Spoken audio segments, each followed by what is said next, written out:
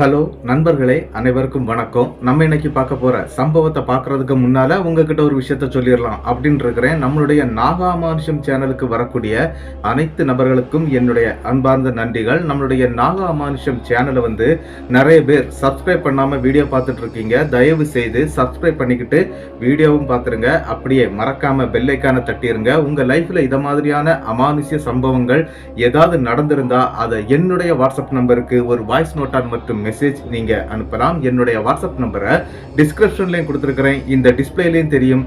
கண்டிப்பா ஃபாலோ பண்ணிக்கிடுங்க. வாங்க நம்ம இன்னைக்குள்ள வீடியோக்குள்ளாடி போயிடலாம்.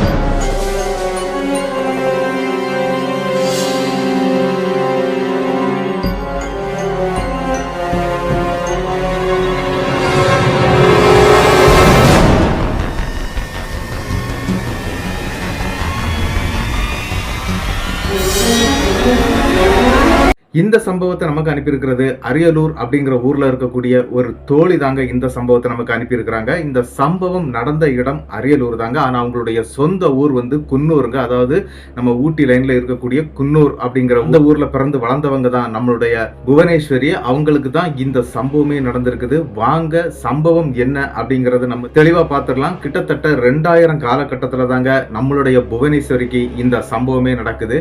புவனேஸ்வரி அந்த டைம்ல அவங்களுக்கு 12 வயசு ஆகுதுங்க. குன்னூர்ல இருந்து அவங்க வீடெல்லாம் காலி பண்ணிடுறாங்க. ஏன்னா அவங்களுக்கு பெரிய ஒரு கஷ்டம் ஏற்படுது. இவங்க அப்பா என்ன பண்ணிட்டு இருக்காங்க அப்படின்னு பாத்தீங்கன்னா கூலி தொழிலாளி தான். அம்மா ஹவுஸ் ஒய்ஃபா இருந்திருக்கிறாங்க. ஆனா இவங்க அந்த ஊரை விட்டே வர வேண்டிய ஒரு நிலைமை அவங்களுக்கு ஏற்படுது. அப்படி அந்த நிலைமை ஏற்பட்டதுனால இவங்க என்ன பண்றாங்க அப்படின்னா அரியலூர் வந்துடுறாங்க. அங்க இருக்கக்கூடிய ஒரு கிராமத்துல தாங்க இவங்க வீடு வாடகைக்கு எடுத்து தங்குறாங்க. அப்படி வாடகைக்கு எடுத்து தங்கக்கூடிய வீட்டுல கிட்டத்தட்ட 1 மாத காலங்கள் கூட இவங்களால இருக்க முடியல. என்ன அப்படின்னா இவங்க அப்பாவுக்கு வேலை இல்லை, அம்மாவுக்கு வேலை இல்ல, ரொம்ப கஷ்டப்பட்டு இருக்கிறாங்க. அது மட்டும் இல்லாம இவங்களை ஸ்கூலுக்கு வேற அனுப்பணும். ஸ்கூலுக்கு கூடிய செலவும் நிறைய இருக்குது. அதனால இவங்க என்ன பண்றாங்க அப்படின்னா போயிருந்த வீட்டுல அவங்களால வாடகை கொடுக்க முடியல. ஒரே மாத காலத்துல அடுத்த வீடு பார்க்க ஆரம்பிச்சிடுறாங்க. அந்த வீட்லயும் 1 மாத காலங்கள் தான் இருக்கிறாங்க. அப்படியும் அந்த வீட்லயும் இருக்க முடியல. ஏன்னா வாடகை கூடுதலா இருக்குது. அதனால இவங்களுக்கு சமாளிக்க முடியல. இவங்க அப்பாவுடைய ஒரு வருமானம் மட்டும்தான் இவங்களுடைய லைஃபே பாதுகாத்துட்டு இருந்தது. அந்த மாதிரி என்ன நடக்குது அப்படின்னு பாத்தீங்கன்னா அவங்க அப்பா ஒரு வேலை பார்க்கிறாரு. அப்பாவுடைய ஒரு நண்பர் மூலமாட்டு அவங்களுக்கு அரியலூர்ல ஒரு கிராமத்துக்குள்ளாடி ஒரு வீடு வாடகை கிடைக்குதுங்க. ரொம்ப குறைந்த விலைக்கு வாடகைக்கு கிடைக்குது. சரி நம்ம அந்த வீட்டுல போய் இருந்துடலாம், ஏதாவது வேலைகள் சில்லற வேலைகள் பார்த்துக்கிடலாம் அப்படிங்கிற மாதிரி அவரும் நினைக்கிறாரு. அப்படி நினைச்சுக்கிட்டு இவங்களை அந்த அரியலூர்ல இருக்கக்கூடிய கிட்டத்தட்ட ஒரு 20 கிலோமீட்டர் டிஃபரன்ஸ் இருக்குங்க. அதுக்குள்ளாடி இருக்கக்கூடிய ஒரு கிராமத்துல தான் இவங்களும் போய் தங்க ஆரம்பிக்கிறாங்க. அதாவது ஒரு ஒற்றை வீடு தாங்க. அந்த வீடு கிட்டத்தட்ட 2 வருட காலங்கள் பூட்டி வைக்கப்பட்ட ஒரு வீடா தான் இருக்குது. அந்த வீட்டுக்கும் நம்மளுடைய புவனேஸ்வரி அவங்க அப்பா அம்மா வேற யாரும் கிடையாதுங்க. இவங்களுக்கு புவனேஸ்வரி மட்டும்தான், ஒரே மகள் தான், வேற பிள்ளைகள் கிடையாது. அதனால இவங்களும் அந்த வீட்டுல தங்கவும் செய்யறாங்க. அப்படி தங்கும்போது என்ன விஷயம் அப்படின்னு பாத்தீங்கன்னா பேக் சைட்ல இந்த கருவேல காடுகள் நிறைய இருக்குதுங்க. அங்கதான் இவங்க பாத்ரூம் போய் ஆகணும். மற்ற மாதிரி எந்த பாத்ரூமும் கிடையாதுங்க. தண்ணி எடுக்கணும்னா கூட நள்ளிரவு நேரத்துல தாங்க அங்க உள்ள பைப்புல எல்லாம் தண்ணி விடுவாங்களாம். குடிக்கிற தண்ணி எடுக்கிறது வரைக்கும் ரொம்ப கஷ்டப்படக்கூடிய ஒரு கிராமத்துல தாங்க இவங்களும் குடியேறாங்க. சரி நம்மளுடைய லைஃப் மாத்திக்கலாம், கொஞ்சம் கொஞ்சமா மாறிடும் அப்படின்னு சொல்லிக்கிட்டு தாங்க நம்மளுடைய ஈஸ்வரியுடைய அப்பாவும் அம்மாவும் என்ன பண்றாங்க அப்படின்னா அந்த வீட்டுல இருக்கவும் ஆரம்பிக்கிறாங்க. கிட்டத்தட்ட 27 நாட்கள் ஒரு பிரச்சனை இல்லாம போகுது. அவங்க அப்பாவுக்கும் ஒரு வேலை கிடைச்சிருது. அதாவது இந்த கொத்தனாருக்கு சித்தாளாட்டு போவாங்க இல்லையா, அந்த மாதிரி சித்தாள் வேலையும் பார்க்க ஆரம்பிச்சிடுறாரு. அவங்க அம்மாவுக்கும் ஒரு வேலை கிடைக்குதுங்க. அதாவது காலையில இருந்து மத்தியானம் வரைக்கும் ஒரு வீட்டுல வேலை பார்க்கறாங்க. அதாவது ஒரு பணக்கார வீடு அப்படின்னு சொல்லலாம். கிட்டத்தட்ட அவங்க வீடு இருக்கிறதுல இருந்து ஒரு 1/2 கிலோமீட்டர் தாண்டி தாங்க அவங்க அம்மா வேலை பார்த்துட்டு இருக்காங்க. காலை வேளையில இவங்க அம்மா ஃபர்ஸ்ட் கிளம்பிடுவாங்க. கிட்டத்தட்ட ஒரு 6 மணிக்கெல்லாம் அவங்க வேலைக்கு போயிடுவாங்க. 6 மணிக்கு மணிக்கு போனாங்க அப்படின்னாக்கி மத்தியானம் ஒரு 12 மணிக்கெல்லாம் வீட்டுக்கு வந்துருவாங்க. அவ்வளவு நேரம் தான் அவங்களுக்கு வேலை. அதே மாதிரி அவங்க அப்பாவும் காலையில ஒரு 7:30 மணிக்கு கிளம்பி போயிருவாரு. ஆனா நம்மளுடைய புவனேஸ்வரி இருக்கிறாங்க இல்லையா, இவங்க மட்டும் என்ன பண்ணுவாங்க அப்படின்னா 8 மணிக்கு கிளம்புவாங்க. அங்க இருந்து ஒரு 3/4 கிலோமீட்டர் தூரம் நடக்கணும் பஸ் ஸ்டாப்புக்கு. அந்த பஸ் ஸ்டாப்புக்கு வந்து அங்க இருந்தாங்க பஸ் ஏறி அவங்க படிக்கக்கூடிய கவர்மெண்ட் ஸ்கூல் தாங்க, அந்த ஸ்கூலுக்கும் போவாங்க. அப்போ அவங்க 7ஆம் கிளாஸ் படிச்சுட்டு இருக்கிறாங்க. இவங்க கொஞ்சம் நிமிர்ந்த பெண்ணா இருப்பாங்க. பாக்குறதுக்கு என்ன அப்படின்னு பாத்தீங்கன்னா ஒரு வயதுக்கு வந்த பெண் மாதிரியே தாங்க தோற்றம் அளிப்பாங்க நம்மளுடைய ஈஸ்வரி. அதனால என்ன அப்படின்னா அந்த ஊர்ல இருக்கக்கூடிய பசங்க இந்த பொண்ணு வேற புதுசா இருக்குது இல்லையா, பின்னாலே போக ஆரம்பிக்கிறது, இந்த மாதிரிலாம் நடந்துட்டு இருந்திருக்குது. ஆனா அந்த ஊர்ல இருக்கக்கூடிய பஞ்சாயத்து தலைவர்கிட்ட விஷயத்தை எடுத்து சொல்லி இந்த பசங்களை எல்லாம் தட்டி வச்சிருக்கிறாங்க. அந்த மாதிரி எதுவும் பண்ணக்கூடாது, அந்த மாதிரி அந்த பொண்ணுக்கு பின்னால போகக்கூடாது அப்படிங்கறது மாதிரி எல்லாம் சொல்லி ரெடி பண்ணி வச்சிடறாங்க. அதனால இந்த பசங்களுடைய தொல்லை இல்லாமலும் இருக்குது. அப்படிதாங்க இவங்க லைஃப் கிட்டத்தட்ட ஒரு 27 நாட்கள் வந்து ரொம்ப அருமையாக போயிட்டு இருக்குங்க. ஆனா என்ன நடந்துச்சு அப்படின்னு பாத்தீங்கன்னா அவருடைய புவனேஸ்வரி ஸ்கூலுக்கு போயிட்டு வந்துட்டாங்க அப்படின்னா வந்த உடனே குளிச்செடுத்து ரெடி ஆயிட்டு அவங்க வந்து படிக்கக்கூடிய வேலையை பார்ப்பாங்க. அவங்க அம்மா சமையல் வேலையெல்லாம் முடிச்சுட்டு மகளுக்கு சாப்பாடு கொடுக்கறது, அதன் பிறகு அவங்க அப்பா வந்த பிறகு அவருக்கு சாப்பாடு கொடுக்கறது, நள்ளிரவு நல்ல தூக்கம். அவங்க அப்பாவும் அம்மாவும் ஹாலில் படுத்துருவாங்க.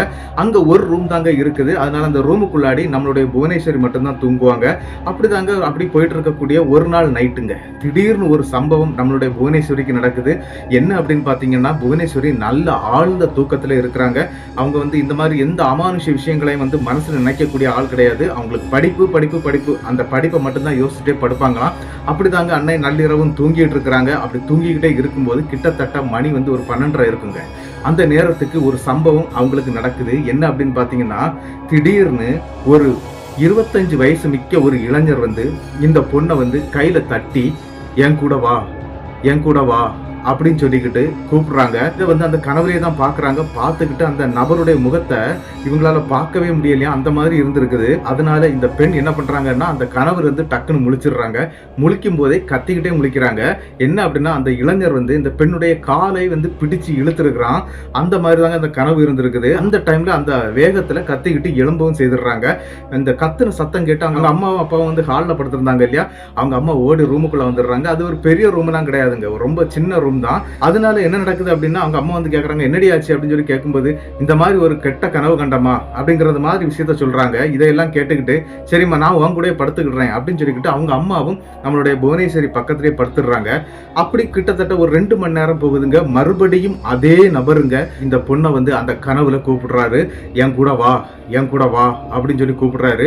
அந்த கூப்பிடக்கூடிய சத்தம் வந்து இவங்களுக்கு தெளிவா கேக்குதுங்க. அதாவது நம்மளுடைய புவனேஸ்வரிக்கு ரொம்ப தெளிவா கேக்குது.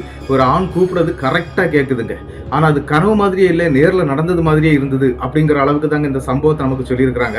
என்ன அப்படின்னா அந்த நேரத்திலையும் கத்திக்கிட்டு இவங்க எந்திரிச்சிடுறாங்க. எந்திரிச்சு அந்த கனவை பத்தி உடனே அவங்க அம்மா கிட்ட சொல்றாங்க. ஏன்னா அவங்க அம்மாவும் இவங்க கத்திட்டு எந்திரிச்ச உடனே அவங்க அம்மாவும் எந்திரிச்சிடுறாங்க. எந்திரிச்ச உடனே அவங்க அம்மா கிட்ட சொல்றாங்க, அம்மா இந்த மாதிரி ஒரு கனவுமா, முதல்ல அதே கனவு தான் வந்தது, இப்பவும் அதே கனவு தாமா வந்தது அப்படின்னு சொன்ன உடனே அவங்க அம்மா என்ன பண்றாங்க அப்படின்னா அவங்களுடைய குல தெய்வமான பத்ரகாளி அம்மன் தாங்க, அதாவது குன்னூர்ல இருக்கக்கூடிய ஒரு கோயிலை பத்தி சொல்லியிருக்கிறாங்க. அந்த மாதிரி அந்த பத்ரகாளி அம்மன் கோயிலை தான் இவங்க வந்து குலதெய்வமாட்டு கும்பிட்டு இருக்கிறாங்க. அப்படி அந்த தெய்வத்துடைய போட்டோஸ் வந்து வீட்டுல இருக்குது. உடனே போய் கொஞ்சம் திருநூறை எடுத்து தன்னுடைய மகளுக்கு போட்டு விட்டுட்டு சரிம்மா இன்னி ஒண்ணு இல்ல நீ தூங்கு அப்படின்னு சொல்லிக்கிட்டு இவங்களும் கூடவே படுத்துடுறாங்க. அந்த திருநூறு போட்ட பிறகு எதுவுமே நடக்கலைங்க. ரொம்ப சமாதானமா நம்மளுடைய ஈஸ்வரியும் தூங்கிடுறாங்க. கிட்டத்தட்ட என்ன நடக்குது அப்படின்னு பாத்தீங்கன்னா மறுநாள் ஆகுதுங்க. மறுநாள் இந்த பெண் வந்து அதே மாதிரி வந்து குளிச்சு எடுத்துக்கிட்டு தன்னுடைய சாமியை பார்த்து கும்பிட்டுக்கிட்டு அங்க இருந்து திருநூறு போட்டு தூங்கிடுறாங்க. அன்னைக்கும் எந்த பிரச்சனையும் நடக்கல. கிட்டத்தட்ட அதுக்கு அடுத்த நாள் இதே தான் பண்றாங்க. ஆனா அதுக்கு அடுத்த நாள் மறந்துடுதுங்க. என்ன அப்படின்னா இவங்க படிக்க வேண்டிய ஒரு இன்ட்ரெஸ்ட்ல இருந்ததுனால இந்த குளிச்சுக்கிட்டு சாமி கிட்ட போய் அந்த திருநூறு போடாமலே வந்து படுத்துடுறாங்க. அப்படி படுத்து கிடக்கும்போது அன்னைக்கு நைட்டு தாங்க பெரிய ஒரு பிரச்சனை அவங்களுக்கு ஏற்படுது. என்ன அப்படின்னா அதே நபர் இந்த தடவை வந்து கூப்பிடலாம் செய்யலைங்க. புவனேஸ்வருடைய தலைமுடியை டக்குன்னு பிடிச்சிருக்கிறாங்க. அதாவது கனவுல தான் நடக்குது. பிடிச்சு சல்லுன்னு இழுத்துருக்கிறான். பயங்கரமா வலியில கத்திடுறாங்க. கத்தின உடனே அவங்க அம்மா எந்திரிச்சு வர்றாங்க. மறுபடியும் அவங்க ஹாலில் தான் வர்றாங்க. என்னடி ஆச்சு அப்படின்னு சொல்லி கேட்கும்போது மறுபடியும் அதே நபர் தான் இந்த மாதிரி என்னுடைய தலைமுடியை பிடிச்சு இழுத்துட்டான் அப்படின்னு சொல்றாங்க. இவங்களுக்கு பயங்கர டவுட் ஆயிருது. சரிம்மா நீ ஒன்றும் கவலைப்பட வேண்டாம் அப்படின்னு சொல்லிக்கிட்டு மறுபடியும் திருநூறை போட்டு தூங்க வச்சிடறாங்க. இவங்களும் கூடவே படுத்துடுறாங்க. அதுக்கு பிறகு இந்த சம்பவம் நடக்கலைங்க. ஆனா அதுக்கு அடுத்த நாளுங்க, அதாவது இந்த சம்பவம் முடிஞ்ச மறுநாள் காலையில ஒரு சம்பவம் நடக்குது. என்ன அப்படின்னா அவங்க அப்பாவும் வேலைக்கு போயிடுறாங்க. அம்மாவும் காலையில 6 மணிக்கு போயிடுவாங்க.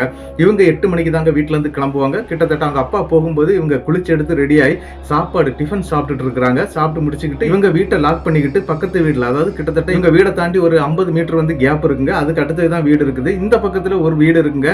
அந்த வீடு கொஞ்சம் நெருக்கத்துல தான் இருக்குது. ஆனா இந்த 50 மீட்டர் தள்ளி இருக்கு பாத்தீங்களா, அந்த வீட்டுல உள்ளவர் தான் இந்த வீடை வந்து இவங்களுக்கு வாடகைக்கு கொடுத்துருக்காரு. அவங்க கிட்ட கொண்டு சாவியை கொடுத்துக்கிட்டு இந்த பெண்ணும் கிளம்பிடுவாங்க அவங்க ஸ்கூலை பார்த்து. 3/4 கிலோமீட்டர் நடந்து தான் போகணும். அப்படிதாங்க இவங்க நடந்து போயிட்டு இருக்கிறாங்க அந்த பாதையில. அப்படி அந்த பாதையில நடந்து போகும்போது தாங்க இவங்களுக்கு அடுத்த ஒரு அதிர்ச்சிகரமான ஒரு சம்பவம் நடக்குது. என்ன அப்படின்னு பாத்தீங்கன்னா, இவங்க அந்த 3/4 கிலோமீட்டர் நடக்கும் போதும் எப்பவுமே அந்த ஊருக்கும் அந்த மெயின் ரோட்டுக்கும் அந்த இடத்துல வண்டிகள் அங்கே இங்கேயும் போயிட்டே இருக்கும், ஆட்கள் நடந்துட்டு இருப்பாங்க. ஆனா அன்னைக்கு காலையில யாருமே இல்லைங்க. இவங்க அப்படியே ஒரு திகைப்போடே போயிட்டு இருக்காங்க. ஏன்னா இவங்க சின்ன பொண்ணு பாத்தீங்களா, சுத்தி அவ்வளவுமே கருவேல காடுகள் நிறைஞ்சு போய் இருக்கக்கூடிய இடம். என்னடா இப்படி யாருமே இல்லை, நம்ம சிங்கிளா போன மாதிரி இருக்கு. இவங்க கூட படிக்கக்கூடிய பிள்ளைகளும் இருக்கிறாங்க, அந்த ஊரை சேர்ந்த பிள்ளைகள். அவங்களையும் காணலைங்க. இவங்களுக்கு மைண்டே செட் ஆகல. சரி நம்ம மெல்ல போயிடலாம், மெயின் ரோட்ல நிப்பாங்க, அப்படி பஸ் ஏறதுக்கு நிப்பாங்க இல்லையா, அந்த மாதிரி அங்க போய் சேர்ந்துடலாம் அப்படின்னு சொல்லிக்கிட்டு இவங்க நடக்க ஆரம்பிச்சிடுறாங்க. கிட்டத்தட்ட இவங்க வீட்டை விட்டு ஒரு 1/4 கிலோமீட்டர் தூரம் வந்துடுறாங்க. அப்படி வரும்போது இந்த கருவேல காடுகள் நிறைஞ்சிருக்குங்க. ஆனா வண்டிகளோ ஆட்களோ யாருமே இல்லைங்க. கொஞ்சம் வெறுமையா இருந்த மாதிரியே இருக்குது. ஆனா அந்த நேரத்துல யாரோ அந்த காட்டுக்கு உள்ளாடி, பட்ட பகல்ல காலையில 8 மணிக்கு நடக்கக்கூடிய சம்பவம் தான், அந்த காட்டுக்குள்ளாடி யாரோ நடக்கிறது மாதிரியான ஒரு சத்தம் இவங்களுக்கு கேட்குது.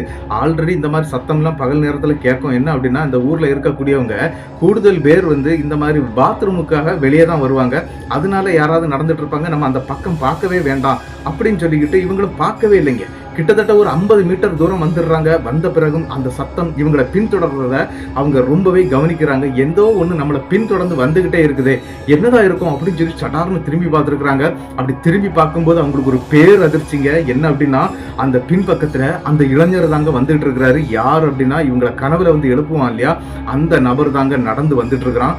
அவனுடைய முகத்தை பார்க்கவே முடியல. அவங்க கனவுல என்ன ட்ரெஸ்ல பாக்குறாங்களோ அதே ட்ரெஸ்ல தாங்க இப்போ வந்துட்டு இருக்கிறான். அந்த ட்ரெஸ்ஸோட கலர் வரைக்கும் சொல்லி இருக்காங்க. ப்ளூ கலர் கட்டம் போட்ட சட்டைங்க, ஒயிட் பேண்ட், இந்த ட்ரெஸ் தாங்க அந்த நபர் போட்டிருக்கிறான். அவன் நடந்து வர்றதை இவங்க பாத்துடுறாங்க. பார்த்த உடனே இவங்களுக்கு அண்டம் கலங்கிருதுன்னு சொல்லலாம். அங்க இருந்து ஓட ஆரம்பிக்கிறாங்க. யாரையும் எதிர்பார்க்கல. இவங்க ஸ்ட்ரெயிட்டா எங்க வந்துடுறாங்க அப்படின்னா, அந்த மெயின் ரோடு ஜங்ஷன், அதாவது பஸ் ஸ்டாப் இருக்கு இல்லையா, அதுக்கு பக்கத்துல வந்துடுறாங்க. அதுல பக்கத்துல வந்து ஒரு பாட்டி வந்து ஒரு பொட்டி கடை வச்சிருப்பாங்களாம். இந்த மிட்டாயெல்லாம் வச்சு ஒரு சின்ன கடை வச்சிருப்பாங்க. அந்த பாட்டி கிட்ட வந்து விஷயத்த சொல்றாங்க. பயங்கரமா இவங்களுக்கு தண்ணி தாகம் ஏற்படுது. அப்படியே அந்த பாட்டி தாங்க ஒரு கப் தண்ணியை கொடுக்குறாங்க. நீ குடிச்சிட்டு சொல்லுமா என்னமா நடந்துச்சு அப்படின்னு சொல்லி கேட்கும்போது, இந்த மாதிரி ஒருத்தன் என் பின்னாலே வந்துட்டு இருக்கிறான், என்னுடைய கனவுலையும் வர்றான் அப்படின்னு சொல்லிட்டு அந்த பாட்டிகிட்ட எல்லாம் சொல்றாங்க. ஆனா பாட்டிக்கு எதுவுமே புரியல. ஏன்னா முன்னாடி நடந்த விஷயங்கள் எதுவுமே பாட்டிக்கு தெரியாது. இவங்க மொட்டையாட்டு இந்த மாதிரி சொல்லிக்கிட்டு நிக்கவே அந்த இடத்துல இவங்களுடைய பஸ் வந்துருது, அதாவது ஸ்கூல் போகக்கூடிய பஸ் வந்துருது. பாட்டி நான் பள்ளிக்கூடத்துக்கு போயிட்டு வந்துடுறேன் அப்படின்னு சொல்லிக்கிட்டு இவங்க வேக வேகமா பஸ்ல ஏறி போகவும் செய்திடுறாங்க. ஆனா சாயந்தரம் வரும்போது இந்த பாட்டி அந்த கடையில இருக்க மாட்டாங்க. இந்த பாட்டியுடைய பேரன் தாங்க அந்த கடையில இருப்பான். அதனால நம்மளுடைய புவனேஸ்வரி அந்த பாட்டியை பார்க்க முடியல, நேர வீட்டுக்கு வந்துட்டு இருக்கிறாங்க. அப்போ நிறைய பிள்ளைகள் வந்துட்டு இருக்கிறாங்க இவங்க கூடவே. ஆனாலும் என்ன அப்படின்னா, இந்த இடத்துல வரும்போதே இந்த கூட வரக்கூடிய பிள்ளைங்க இருக்கிறாங்க இல்லையா, அங்க படிச்சுக்கிட்டு வருவாங்க இல்லையா, அந்த பிள்ளைகள் கிட்ட விஷயத்த சொல்றாங்க. இந்த மாதிரி எனக்கு ஒரு கனவு வருது, இந்த இடத்துல அந்த நபர் இதே மாதிரி இன்னைக்கு காலையில வந்தான் அப்படிங்கிற மாதிரிலாம் சொல்லவே அந்த பிள்ளைகள்லாம் பயங்கரமா கிண்டல் பண்ணி சிரிக்க ஆரம்பிச்சிடுறாங்கள பார்த்து. இருந்தாலும் இவங்களுக்கு மனதளவுல கொஞ்சம் நொந்து போயிடுறாங்க. இருந்தாலும் வீட்டுக்கு வந்துடுறாங்க. நேர வீட்டுக்கு வந்த பிறகு என்ன நடக்குது அப்படின்னா, அவங்க வீட்டுல அவங்க அம்மா தான் இருக்கிறாங்க. அவங்க அம்மா கிட்ட இதை எப்படி சொல்றது அப்படின்னு சொல்லிக்கிட்டு அவங்க அம்மா கிட்ட சொல்லிடலாம் அப்படின்ட்டு ஒரு முடிவுக்கு வந்துடுறாங்க. அம்மா இந்த மாதிரி நான் கனவுல பார்க்கக்கூடிய அந்த நபர் அதே ட்ரெஸ்ஸோட என்னை இன்னைக்கு பின்தொடர்ந்து அந்த வழி வரைக்கும் வந்தான், அந்த காட்டு பாதையிலையும் வந்தான் அப்படிங்கிற விஷயத்த அப்படியே எடுத்து சொல்றாங்க. அவங்க அம்மாவுக்கு ஆடி போகுது. சரிம்மா ஒன்றும் இல்லாம இன்னும் ஒரு 10 நாள்ல நம்ம ஊருக்கு போயிடலாம், அதாவது குன்னூர்ல இருக்கக்கூடிய அந்த பத்ரகாளி அம்மன் கோவிலுக்கு நம்ம போயிடலாமா, ஒன்றும் பிரச்சனை இல்லைம்மா, அம்மா பார்த்துக்கிடுவா அப்படின்னு சொல்லிக்கிட்டு அவங்களும் விட்டுடுறாங்க. அன்னைக்கு குளிச்சுக்கிட்டு திருநூறும் போட்டுக்கிட்டு இந்த பெண் படுத்து தூங்க ஆரம்பிச்சிடுறாங்க. மறுநாள் விடியுதுங்க. அடுத்த நாள் என்ன நடக்குது அப்படின்னு பாத்தீங்கன்னா, இவருடைய ஈஸ்வரி வந்து பள்ளிக்கூடத்துக்கு போயிடுறாங்க. ஆனா அவங்க அப்பாவுக்கு காலையில ஒரு 10 மணிக்கு அவங்க வேலைக்கு போன இடத்துல இருந்து தவறு கீழே விழுந்துடுறாரு. அதாவது மேல வேலை செய்துட்டு இருந்திருக்காங்க. இந்த கொத்தனாருக்கு சித்தாளட்டு வேலை செய்துட்டு இருக்கும்போது ஒரு ஃபர்ஸ்ட் ஸ்டெப்ல இருந்தே கீழே விழுந்துடுறாரு. கீழே விழுந்ததில் அவருடைய கால்கள் வந்து அடிபட்டு ஹாஸ்பிட்டல்ல சேர்த்திருக்கிறாங்க. அது மட்டும் இல்ல அவங்க அம்மாவும் ஹாஸ்பிட்டல்ல தான் இருந்துட்டு இருக்கிறாங்க. அந்த நேரத்துக்கு இவங்க வீட்டுக்கு வர்றாங்க. சாயங்காலம் ஒரு 5:30 மணி இருக்குங்க. அந்த நேரத்துக்கு வீட்டுக்கு வந்து பார்க்கும்போது தன்னுடைய அப்பாவும் அம்மாவும் வீட்டுல இல்ல. என்ன நடந்துச்சுன்னு இவங்களுக்கு தெரியவும் செய்யாது. கொஞ்ச நேரத்துல வந்துருவாங்க, எங்கேயாவது வெளியே போயிருப்பாங்க வந்துருவாங்க அப்படின்னு சொல்லிக்கிட்டு நம்பிக்கையில இந்த பெண் என்ன பண்றாங்க அப்படின்னா குளிக்கவும் ஆரம்பிக்கிறாங்க. குளிச்சு எடுத்துக்கிட்டு பேக் சைடு டோரை லாக் பண்ணிக்கிட்டு ஏதாவது சாப்பிட வச்சிருக்காங்களா அப்படின்னு சொல்லி பார்க்கும்போது எதுவுமே வைக்கல. அம்மா இந்த மாதிரி ஒரு நாளும் வைக்காம போக மாட்டாங்க. என்ன அப்படின்னா மத்தியானத்துக்கு பிறகு வந்தாங்க அப்படின்னா கண்டிப்பா சாப்பாடு இருக்கும். ஆனா அம்மா வரவே இல்லை அப்படிங்கறத அந்த சாப்பாடு இல்லாததை பார்த்து தான் புரிஞ்சுக்கிடுறாங்க. நம்ம ரூம்ல போய் இருக்கலாம் படிக்கலாம் அப்படின்னு சொல்லிக்கிட்டு இவங்க என்ன பண்றாங்க அப்படின்னா அந்த ரூமுக்குள்ள விரட்டுன்னு உள்ள வந்துடுறாங்க. அப்படி உள்ள வந்தவங்க புக்கையும் கையில எடுத்துடுறாங்க. அந்த நேரத்துக்கு ஃப்ரண்ட் டோர் வந்து ஓப்பனா தான் இருக்குது. மணி வந்து ஒரு 5:45 இருக்குங்க. அதாவது 6 ஆகல, ஒரு 5:45 6க்கு கிட்ட நெருங்கக்கூடிய டைமுங்க. ஒரு கற்கள் டைம் அப்படின்னு சொல்லலாம். அந்த நேரத்துல இவங்க அந்த இடத்துல உட்கார்ந்து அவங்க படிக்க வேண்டிய பாடத்தை எடுத்து அப்படி மறத்தி படிச்சுட்டு இருக்கும்போது திடீர்னு எதையோ யோசிக்கிறாங்க. அதாவது அவங்க டீச்சர் சொல்லி கொடுத்த ஏதோ ஒரு விஷயம் மறந்து போச்சு. அதை அப்படியே வானத்தை பார்த்துக்கிட்டே அப்படி யோசிக்கிறாங்க. அப்படி பார்த்த நேரத்துல நம்மளுடைய ஈஸ்வரியுடைய குலையே நடுங்கி போகக்கூடிய அளவுக்கு ஒரு பெரிய சம்பவம் ஒண்ணு நடக்குது. என்ன அப்படின்னா அந்த வீட்டுல இருக்கக்கூடிய அந்த ரூம் இருக்குது இல்லையா, அந்த உத்தரத்துல ஒரு நபர் வந்து மாட்டி அப்படியே தொங்கி நிக்கிறாரு. நாக்கெல்லாம் வெளியே வந்து கண்ணெல்லாம் பேன் இருக்குங்க. அதை பாக்குறாங்க. அது யார் அப்படின்னு பாத்தீங்கன்னா இந்த பெண்ணை விரட்டிக்கிட்டு இருக்கிறான் இல்லையா ஒரு கனவுல ஒரு நபர், அந்த நபர் தாங்க அங்க தூக்குல தொங்கி நிக்கிறான். அதை பார்த்து அரண்டுறாங்க. ஐயோ அப்படின்னு சொல்லிட்டு கத்திக்கிட்டு ஓடுறதுக்கு முயற்சி பண்றாங்க. இவங்களால எந்திக்க முடியல. அந்த இடத்தை விட்டு அலறாங்க, கத்துறாங்க. ஆனா சத்தம் வெளியே வரல. ரொம்பவே பயப்பட ஆரம்பிச்சிடுறாங்க. அது மட்டும் இல்லைங்க, அந்த நபருடைய கண்கள் வந்து அங்கேயும் இங்கேயும், அந்த கருவிலி இருக்குது இல்லையா அது அங்கேயும் இங்கேயுமா ஆடிக்கிட்டே இருக்குது. நாக்கு உள்ளேயும் வெளியுமா போயிட்டு வந்துட்டு இருக்குது. இதையெல்லாம் பார்த்து அந்த இடத்துல மயங்கி பொத்துன்னு விழுந்துடுறாங்க. அதன் பிறகு அவங்க அம்மா தாங்க வீட்டுக்குள்ள வர்றாங்க. வந்து பார்க்கும்போது தன்னுடைய மகள் மயக்கம் போட்டு கிடக்கிறது அவங்களுக்கு தெரியல, ஏதோ தூங்கிக்கிட்டு இருக்கிறா அப்படின்னு தாங்க நினைச்சிருக்கிறாங்க. கிட்ட வந்து எழுப்பி பார்க்கறாங்க, தன்னுடைய மகள் எந்திக்கவே இல்லை. அதுக்கு பிறகுதாங்க அவங்க ஒரு விஷயத்தை புரிஞ்சுக்கிட்டுறாங்க. இவளுக்கு ஏதோ நடந்திருக்குது அப்படின்ட்டு தெரிஞ்சுக்கிட்டு டக் டக்குன்னு கொஞ்சம் தண்ணி எடுத்து முகத்துல தெளிக்கிறாங்க. அப்படி தெளிச்ச உடனே இந்த பெண்ணு முழிக்கிறாங்க. முழிச்ச உடனே அம்மா அம்மா அம்மான்னு சொல்லிட்டு அவங்க அம்மாவை கெட்டி பிடிச்சிருக்கிறாங்க. கெட்டி பிடிச்சு வச்சுக்கிட்டு அம்மா இந்த மாதிரி நான் ஒரு உருவத்தை பார்த்தம்மா, இந்த இடத்துல அந்த பையனுடைய உருவத்தை பார்த்தேன், அது இந்த இடத்துல தூக்குல தொங்கிட்டு இருந்ததுமா அப்படின்னு சொல்லிட்டு பயங்கரமா கத்தி அழ ஆரம்பிச்சிடுறாங்க. ஒண்ணு இல்லடா அப்படின்னு சொல்லிக்கிட்டு அங்க இருக்கக்கூடிய அந்த சாமியுடைய திருநூரை போட்டு மறுபடியும் இவங்களை என்ன பண்றாங்க அப்படின்னாக்கா அப்பாவுக்கு ஆக்சிடென்ட் ஆயிடுச்சு, அதாவது அப்பாவுக்கு அடிபட்டு இருக்குது, அவங்க வந்து இந்த மாதிரி ஹாஸ்பிட்டல்ல இருக்கிறாங்க, நம்ம அங்க போகலாம் அப்படின்னு சொல்லிட்டு வீட்டை லாக் பண்ணிட்டு அன்னைக்கு என்ன பண்றாங்க அப்படின்னா ஸ்ட்ரெயிட்டா அங்க ஹாஸ்பிட்டல் போயிடுறாங்க. ஹாஸ்பிட்டல் போன பிறகு இவங்க அப்பா கிட்ட இந்த விஷயத்தை இவங்க எடுத்து சொல்லவே இல்லை. ஆனா என்ன நடக்குது அப்படின்னு பார்த்தா அம்மா கிட்ட மட்டும் தான் சொல்லி இருக்கிறாங்க. சரி அப்பா கிட்ட அம்மா சொல்லுவாங்க அப்படின்னு நினைச்சுக்கிட்டு இந்த பெண்ணை அப்படியே விட்டுறாங்க. ஆனா அன்னைக்கு அந்த ஹாஸ்பிட்டல்ல வந்து என்ன சொல்றாங்க அப்படின்னா கவர்மெண்ட் ஹாஸ்பிட்டல் தாங்க. அந்த ஹாஸ்பிட்டல்ல இவருக்கு வந்து கிட்டத்தட்ட 2-3 நாளா ஆகும் டிஸ்சார்ஜ் பண்றதுக்கு. அது வரைக்கும் இங்க தான் இருந்தாகணும்னு சொல்லி அவர் அங்க இருந்துட்டு இருக்கிறாரு இல்லையா. அப்ப இவங்களுக்கு என்ன விஷயம் அப்படின்னா அவருடைய புவனேஸ்வரியும் சரி புவனேஸ்வரியுடைய அம்மாவும் சரி அங்கதான் தங்குறாங்க. என்ன அப்படின்னா இந்த கவர்மெண்ட் ஹாஸ்பிட்டல்னு சொல்லும்போது கிட்டத்தட்ட ஒரு வார்டு அப்படின்னு சொன்னா ஒரு 50-60 பேர் படுக்கிறது மாதிரியான ஒரு பக்கம் இப்படியும் ஒரு பக்கம் அப்படியும் இருக்கும். அந்த மாதிரி ஆட்கள் இருக்கக்கூடிய இடங்க. நைட்டு கிட்டத்தட்ட ஒரு 11 மணிக்கு எல்லாருமே அமைதியாயிடுறாங்க. என்ன அப்படின்னா இந்த சின்ன சின்ன 0 வோல்ட் பல்பு நிறைய போட்டிருப்பாங்க. அது 2 பல்பு இருக்காதுங்க, ஒரு 10-20 பல்பு இருக்கும். ஏன்னா பெரிய ஹாலா இருக்குமா. அவங்க இருந்த இடம் வந்து அந்த டைம்ல வந்து ஓட்டு கட்டடம், இன்னைக்கெல்லாம் பெரிய கட்டடங்கள் ஆயிடுச்சு. அந்த டைம்ல அது ஓட்டு கட்டடமா இருந்திருக்குது. இவங்களுடைய வார்டு வந்து நீளமா இருக்குமாங்க. அந்த வார்டுல தான் இவங்க படுத்திருக்கிறாங்க. எங்க அப்படின்னா அவங்க அப்பா கட்டிலுக்கு பக்கத்துல இன்னொரு கட்டில் இருக்குது. இதுக்கு ரெண்டுக்கும் இடையில வந்து ஒரு 4 அடி கேப் இருக்கும். அந்த 4 அடி கேப்ல வந்து பாயை விரிச்சு படுத்திருக்கிறாங்க. பக்கத்து பெட்ல இருக்கக்கூடியவங்களுக்கும் அதே நிலைமை தான். அவங்க குடும்பக்காரங்க அவங்க உறுப்பினர்கள்லாம் வந்து அதுல படுத்துக்கிடுவாங்க. அதே மாதிரி தாங்க நம்மளுடைய புவனேஸ்வரியுடைய அம்மாவும் சரி நம்மளுடைய புவனேஸ்வரியும் சரி அந்த இடத்துல படுத்து கிடக்குறாங்க. அதாவது தூங்கிட்டு இருக்கிறாங்க. கிட்டத்தட்ட நள்ளிரவு ஒரு 2 மணி இருக்குங்க. அந்த நேரத்துக்கு அந்த வார்டே அமைதியா இருக்குது, ரொம்ப மயான அமைதியா இருக்குது. இவங்களும் நல்ல தூக்கத்துல இருந்துட்டு இருக்காங்க. அந்த நேரத்துக்கு நம்மளுடைய புவனேஸ்வரிக்கு ஒரு சம்பவம் நடக்குதுங்க. ஒரு அதிபயங்கரமான சம்பவம்னு சொல்லலாம். என்ன அப்படின்னா அவங்க படுத்திருக்கிறாங்க இல்லையா, அந்த கட்டிலுக்கு அடியில ஒரு ஸ்மெல் அடிக்குது. என்ன அப்படின்னா இந்த அழுகி போன பெருச்சாளி செத்து போச்சுதுன்னா வந்து அழுகி போன ஒரு வாசனை அடிக்கும் பார்த்திருக்கீங்களா, அந்த மாதிரியான ஒரு நாற்றம் இந்த பெண்ணுடைய மூக்கில் அப்படியே பக்கத்துல அடிக்குதுங்க. இது என்னடா நாறுது ஹாஸ்பிட்டல்னா நாற்றங்கள் இருக்கும், ஆனா இந்த மாதிரி இருக்கிறதுக்கு வாய்ப்பு இல்லை. அங்க வந்து லோஷன் எல்லாம் போட்டு தொடச்சிட்டு தான் இருப்பாங்க. அதனால இவங்களும் கொஞ்சம் அப்படியே கண்ணை திறந்து பார்க்கும்போது இவங்க முகத்தோட முகமா, அதாவது இவங்க படுத்திருக்கிறாங்க, அதுக்கு அடுத்தது அவங்க அம்மா படுத்திருக்கிறாங்க. இந்த கட்டிலுக்கு அடியில படுத்திருக்கிறது அந்த பையனுடைய உருவங்க. அது அந்த இருட்டுல அவங்களுக்கு சரியா தெரியல. இது யாருடா பக்கத்துல வந்து படுத்திருக்கிறது அப்படின்னு சொல்லி இப்படி கையை வச்சிருக்கிறாங்க. அவங்க கை எவ்வளவுமே ஒரு மாதிரி கிளுகிளுன்னு ஆயிருக்குது. யாரு அப்படின்னு சொல்லிட்டு பார்க்கும்போது அந்த நபர் வந்து கண்ணை திறந்திருக்கிறான். கண்ணு வெள்ளை கலர்ல இருந்திருக்குதுங்க. அந்த கருவிலியே இல்ல. பார்த்து அரண்டு கத்திக்கிட்டு அவங்க அம்மாவை கட்டி பிடிச்சிடுறாங்க. அதாவது திரும்பிடுறாங்க. திரும்பின உடனே பயங்கரமா அழ ஆரம்பிச்சிடுறாங்க. டக்குன்னு அவங்க அம்மா தான் தூக்கி என்னமாச்சு ஏன் எதுக்குமா அப்படின்னு சொல்லி கேட்கும்போது விஷயத்த சொல்றாங்க. இந்த மாதிரி அதே பையன் இந்த கட்டிலுக்கு அடியில படுத்திருக்கிறாமா, எனக்கு பயமா இருக்குது அப்படின்னு சொல்லிட்டு கத்தி அளவே ஆரம்பிச்சிடுறாங்க. இருந்தாலும் அந்த இடத்துல எல்லாருமே எந்திரிச்சிடுறாங்க. என்ன அப்படின்னா கிட்டத்தட்ட ஒரு 50-60 ஆட்கள் இருந்திருக்கிறாங்க. எல்லாருமே எந்திரிச்சு கத்த ஆரம்பிச்சிடுறாங்க. என்னம்மா என்ன உங்க பிள்ளைகளை ஒழுங்கா வளர்க்க தெரியாதா அப்படி இப்படிலாம் கத்தக்கூடிய ஆட்களும் இருக்காங்க. என்ன அப்படின்னா ஈஸ்வரிக்கு அந்த இடத்துல நடந்த விஷயத்த சொல்லவே முடியலைங்க. அவங்களுக்கு தண்ணி தாகமே வந்துருது. அதுக்கு பிறகு தண்ணி எல்லாம் கொடுத்த பிறகு அவங்க அப்பா தாங்க தூக்கி பக்கத்துல இருக்கிறாரு. என்னமா ஆச்சு அப்படின்னு சொல்லி கேட்கும்போது தாங்க அங்க நடந்த விஷயங்கள் அனைத்தையுமே அவங்க அப்பாவுக்கு அப்பன் தாங்க சொல்றாங்க. இதை கேட்டோம் அவங்க அப்பா இவ்வளவு நாள் நீங்க இதை ஏன் சொல்லல அப்படின்னு சொல்லிக்கிட்டு கேட்கிறாரு. ஆனா இந்த இடத்துல நம்மளுடைய ஈஸ்வரிக்கு என்ன நினைச்சாங்க அப்படின்னா அம்மா கிட்ட சொல்லிட்டோம், அம்மா வந்து எப்படி அப்பா கிட்ட சொல்லியிருப்பாங்க அப்படின்னு தாங்க நினைச்சிட்டு இருந்தாங்க. ஆனா சம்பவம் என்னன்னா இந்த ஈஸ்வரியுடைய அம்மா வந்து இந்த விஷயத்தை அவங்க அப்பா கிட்ட சொல்லவே இல்லை. சரிம்மா நான் புறவு பேசிக்கலாம் நினைச்சிருந்தேன் அப்படின்னு நினைச்சு அவங்க அதை விட்டுறாங்க. ஏன்னா அவங்களுக்கு கையில காசு கிடையாது, திடீர்னு ஒரு வீடு மாறணும்னா கஷ்டம் அப்படின்லாம் நினைச்சிட்டு தாங்க அவங்க அப்பா கிட்ட சொல்லாம இருந்திருக்கிறாங்க.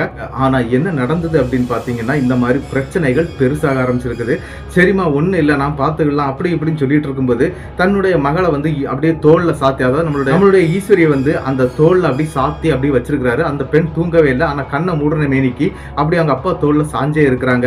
அந்த நேரத்துக்கு அவங்க அம்மா ஒரு விஷயத்த சொல்றாங்க. என்ன அப்படின்னா பெண் தூங்கிட்டாங்களான்னு பாக்குறாங்க. தூங்குற மாதிரி இவங்க கண் அடைச்சு வச்சிருக்கிறாங்க. வேற எதுவும் இவங்க பண்ணல. ஆனா அந்த இடத்துல தன்னுடைய மகள் தூங்கிட்டாளான்னு பார்த்துக்கிட்டு அவங்க அம்மா வந்து ஒரு விஷயத்த அவங்க கணவர்கிட்ட எடுத்து சொல்றாங்க. என்ன அப்படின்னா அவங்க அம்மாவுக்கு வந்து ஒரு அதிபயங்கரமான ஒரு சம்பவம் நடந்திருக்குது. ஒன்னு இல்லைங்க 2-3 தடவை நடந்திருக்குது. அந்த சம்பவத்தை எல்லாம் அந்த இடத்துல அவங்க அப்பா கிட்ட எடுத்து சொல்றாங்க. என்ன நடந்திருக்கு அப்படின்னு பாத்தீங்கன்னா இவங்க அம்மா வந்து மத்தியான நேரம் வந்து வீட்டுக்கு வந்துருவாங்க. வீட்டுல வந்து சமையல் பண்ணிட்டு இருக்கும்போது அந்த ரூமுக்குள்ள யாரோ அங்கேயும் இங்கேயும் நடக்கிறது மாதிரியான சில உலாத்தக்கூடிய அந்த விஷயங்கள்லாம் இவங்க கண்ணுக்கு தென்பட்டு இருக்குது. ஆனா என்ன அப்படின்னா இவங்க துணி மாத்ததுக்கு ட்ரெஸ் சேஞ்ச் பண்ணுவாங்க இல்லையா, அந்த நேரத்துல இவங்க முதுகுல யாரோ கை வைக்கிறது, அவங்க தொடக்கூடாத இடத்துல எல்லாம் கை வைக்கிறது மாதிரியான சில விஷயங்கள்லாம் அந்த இடத்துக்குள்ளாடி நடந்திருக்குது. இதை எல்லாமே சொல்றாங்க. அது மட்டும் இல்ல இவங்களுக்கு இன்னொரு சம்பவம் நடந்திருக்குது. அதாவது பாத்ரூம் போவாங்க இல்லையா, அதாவது வீட்டுக்கு பின்னால இருக்கக்கூடிய கருவேல காட்டுக்கு தான் பாத்ரூம் போகணும். அப்படி பாத்ரூம் போகிறதுக்காக இவங்க போகும்போது என்ன நடந்திருக்கு அப்படின்னு பாத்தீங்கன்னா யாரோ இவங்க பின்னாலே நடந்து வர்ற மாதிரி ஃபீல் பண்ணியிருக்கிறாங்க. அது மட்டும் இல்ல இவங்களுக்கு குளிக்கிறதுக்கு வந்து இந்த தென்னை ஓலையில வந்து இப்படி மறைச்சு கட்டி இருப்பாங்க. ஒரு சின்ன கூடார மாதிரி இருக்கும். அதுக்குள்ள நின்னுதாங்க குளிப்பாங்க. அப்படி குளிச்சிட்டு இருக்கும்போது அந்த பாத்ரூமுக்கு உள்ளாடியும் அந்த மாதிரி அவங்களுக்கு நடந்திருக்குது. அவங்க உடம்ப வந்து யாரோ தர்றது மாதிரி எல்லாம் நடந்திருக்குது. இதெல்லாம் யோசிச்சிருக்கிறாங்க. இருந்தாலும் இந்த வீட்டை விட்டுட்டு நம்ம இப்போ எங்கேயாவது மாறி போக முடியாது, கையில காசு கிடையாது அப்படிங்கிற ஒரு பிரச்சனை இருக்கிறதுனால இவங்க இதை எதையுமே வெளியே சொல்லல. ஆனா என்னுடைய மகளையும் அது தொந்தரவு பண்ணுது அப்படிங்கிறது எனக்கு தெரிஞ்ச உடனே நான் உங்கள்கிட்ட சொல்லணும்னு நினைச்சேன். ஆனா நான் சொன்னா உடனே நீங்க வீடை மாத்தி வேற எங்கேயாவது போயிடலாம் அப்படின்னு சொல்லுவீங்க அப்படின்னு சொல்லிட்டு தான் நான் இதை சொல்லாம இருந்தேன். சரி இனி ஒரு 10 நாள்ல நம்ம கோவிலுக்கு போயிடலாம், அதாவது பத்ரகாளியம்மன் கோயிலுக்கு போயிடலாம் அப்படின்னு நினைச்சிட்டு இருந்தேன். அதனாலதான் இதை உங்கள்கிட்ட சொல்லல அப்படிங்கிற விஷயத்தெல்லாம் அப்பந்தாங்க சொல்றாங்க. இதை கேட்டுட்டு அவங்க தூங்கிட்டு இருந்த மாதிரி இருந்தாங்க இல்லையா ஈஸ்வரி, அவங்க சொல்றாங்க அம்மா இந்த விஷயத்தெல்லாம் மறைச்ச, நானும் உங்ககிட்ட சொல்லதானே செய்தேன், நீ அப்பாட்ட சொல்லியிருந்தானே இந்த மாதிரி பெரிய அளவுல போகாது இல்லையா, அது என்ன பின்தொடர்ந்துகிட்டே இருக்குது அப்படிங்கிற விஷயத்தை எல்லாமே அந்த இடத்துல சொல்றாங்க. ஆனா இன்னொரு விஷயத்த வந்து அவங்க மனைவி தான் சொல்றாங்க. என்ன அப்படின்னா அவங்களுக்கு இந்த மாதிரி பிரச்சனை நடக்க ஆரம்பிச்ச உடனே இவங்க என்ன பண்றாங்க அப்படின்னா இவங்க வேலைக்கு போவாங்க இல்லையா, அதாவது ஒரு வீட்டுக்கு வேலைக்கு போறாங்க இல்லையா, அந்த வீட்டுக்கு வந்து கிட்டத்தட்ட 2-3 வேலை ஆட்கள் இருக்கிறாங்க. எல்லாமே லேடிஸ் தான். அதுல வந்து ஒரு 55-60 வயசான ஒரு பெண்மணி இருக்கிறாங்க. அவங்க கிட்ட இந்த விஷயத்த சொல்லி இருக்கிறாங்க. அந்த வீட்டுல நான் இருக்கும்போது இந்த மாதிரி என்னுடைய முதுகுல யாரோ தடவுறாங்க, இந்த மாதிரி எல்லாம் பிரச்சனை இருக்குது, என்னுடைய மகளை யாரோ பயமுறுத்துறாங்க நள்ளிரவு நேரத்துல அப்படிங்கிற விஷயம் எல்லாமே சொல்லி இருக்கிறாங்க. அப்பதான் அந்த பாட்டி ஒரு விஷயத்த சொல்றாங்க. என்ன அப்படின்னா அந்த வீடு வந்து கொஞ்சம் மோசமான வீடு தான். ஆனா இடையில ஒரு 6 மாசம் வேற ஒரு ஃபேமிலி தங்கி இருந்தாங்க. அவங்களுக்கு எந்த பிரச்சனையும் இல்லை, அவங்க நல்ல வேலை கிடைச்சு அப்படின்னு சொல்லிக்கிட்டு அந்த குடும்பம் அங்க இருந்து போயிட்டுமா. ஆனா அதுக்கு பிறகுதான் நீங்க வந்திருக்கிறீங்க அந்த வீட்டுக்கு வாடகைக்கு அப்படின்னு சொல்றாங்க. அதுக்கு முன்னால ஒரு 2 வருடத்துக்கு முன்னால அப்படின்னு சொல்லலாம் அந்த வீட்டுல ஒரு சம்பவம் நடந்துச்சுமா. என்ன அப்படின்னா அந்த வீட்டுல ஒரு அப்பா அம்மா அதுக்கப்புறம் ஒரு பையன் இருந்திருக்கிறான். அந்த பையனை வந்து சென்னையில தங்கி படிக்க வச்சுட்டு இருந்திருக்காங்க, காலேஜ்ல படிச்சுட்டு இருந்திருக்கிறான். ஆனா அந்த பையன் திடீர்னு ஒரு நாள் வீட்டுக்கு வந்திருக்கிறான். வீட்டுக்கு வந்து அந்த பையன் பையன் வந்து என்ன பண்ணிட்டான் அப்படின்னா தூக்க மாட்டிட்டு இறந்து போயிட்டான். ஆனா அவன் எதுக்கு இறந்தான், ஏன் இறந்தான், இந்த விஷயங்கள் எங்களுக்கு யாருக்கும் தெரியாதுமா. ஆனா அதுக்கு பிறகு 2 வருட காலங்கள் அந்த வீட்டை பூட்டி தான் வச்சிருந்தாங்க. அதுல பக்கத்துல ஒரு வீடு இருக்கு பாத்தீங்களா, அதாவது பக்கத்துல ஒரு வீடு இருக்கு, அந்த வீடு ஃப்ரீயா தான் இருக்கு, அந்த வீட்டுல ஆளு கிடையாது. அந்த வீட்லயும் அந்த பிரச்சனை ஏற்பட்டிருக்குது. அந்த பையனால, அந்த பையனுடைய ஆன்மாவால அந்த ஆன்மா அந்த வீட்டை அந்த இடத்தை சுத்தி சுத்தி வந்துகிட்டு இருக்குது அப்படிங்கிற மாதிரி ஒரு பேச்சு அடிபட்டு இருந்தது. அது மட்டும் இல்ல, அந்த வீட்டு ஓனர் வந்து என்ன பண்ணிருக்கிறாரு அப்படின்னா, அந்த ஊருக்குள்ள இருக்கக்கூடிய ஒரு மாந்திரிகருங்க, அந்த சாமகோடாங்கி அப்படின்னு சொல்லுவாங்க, அந்த மாதிரியான ஒரு ஆளை கூட்டிட்டு வந்து சில பல பூஜை எல்லாம் பண்ணிட்டாங்க. அதுக்கு பிறகுதாங்க அந்த 6 மாசம் ஒரு ஃபேமிலி இருந்தாங்க அப்படின்னு நான் சொன்னேன் இல்லையா, அந்த ஃபேமிலி எல்லாம் வாழ்ந்துட்டு போனாங்க. அதுக்கு பிறகுதான் உங்களை குடி வச்சிருக்காங்க அப்படிங்கிற விஷயத்த வந்து அப்படி எடுத்து சொல்றாங்க. இதெல்லாம் இப்படி நடந்திருக்குதா அப்படின்னு சொல்லிக்கிட்டு அந்த இடத்துல அவங்க அப்பாவும் அதிர்ச்சி ஆகுறாரு. சரிமா, ஒரு 2 நாள் போகட்டும், நான் போய் அந்த வீட்டு ஓனரை பாக்குறேன் அப்படின்னு சொல்லிட்டு இவரும் சொல்லிடுறாரு. வேண்டாங்கன்னு சொல்றாங்க, ஏதாவது நம்ம பண்ணிக்கிடலாம் வச்சுக்கலாம் அப்படிங்கறது மாதிரி நம்மளுடைய புவனேஸ்வரியுடைய அம்மாவும் சொல்றாங்க. இருந்தாலும் அந்த இடத்துல அவர் ஒத்துக்கிடவே இல்லை. என்ன அப்படின்னா, கண்டிப்பா நம்ம அந்த வீடை மாத்திரலாம் அப்படிங்கிற மாதிரி தான் அவர் பேசிட்டு இருக்கிறாரு.